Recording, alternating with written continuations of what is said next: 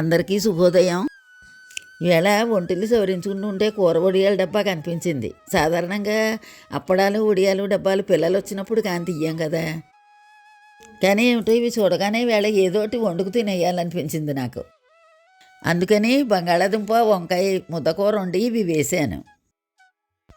ఈ కూరకి వంకాయలు బంగాళాదుంపలు ముక్కలు తరుక్కుని బంగాళాదుంప ముక్కలు కొంచెం ఉడికాక వంకాయ ముక్కలు వేసి ఉడికించాను.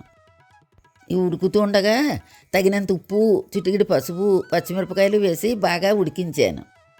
ముక్కలు పూర్తిగా ఉడికిన తర్వాత చింతపండు రసం వేసి మగ్గించాను. ఇవి మగ్గుతుండగా పక్కనే పోపు వేయించుకున్నాను. ఈ పోపుకి ఆవాలు, జీలకర్ర, ఎండుమిరపకాయలు, కరివేపాకు, మినప్పప్పు, శనగపప్పు వేశాను. ఈ కూర మగ్గుతుండగా పోపు వేసి మెత్తగా ముద్దలా అగిలా గరిటితో కుమ్మాను. కుమ్మడం ఏమిటి అమ్మమ్మ, నువ్వేమైనా ఆవా అని పిల్లలు నవ్వుతున్నారు నన్ను వెటకారంగా. మరి మనం ముద్దకూరలను కుమ్మడం అనే అంటాం కదా.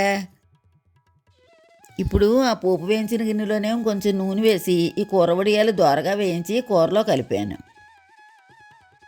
ఈ కూర వడియాలు ఏ కూరలో వేసుకున్నా కమ్మగా బాగుంటుంది. అయినా పెళ్ళిళ్ళల్లో పనసపొట్టు కూరలో విధిగా వేస్తారు కదా, దానికి ఏదీ సాటి రాదు.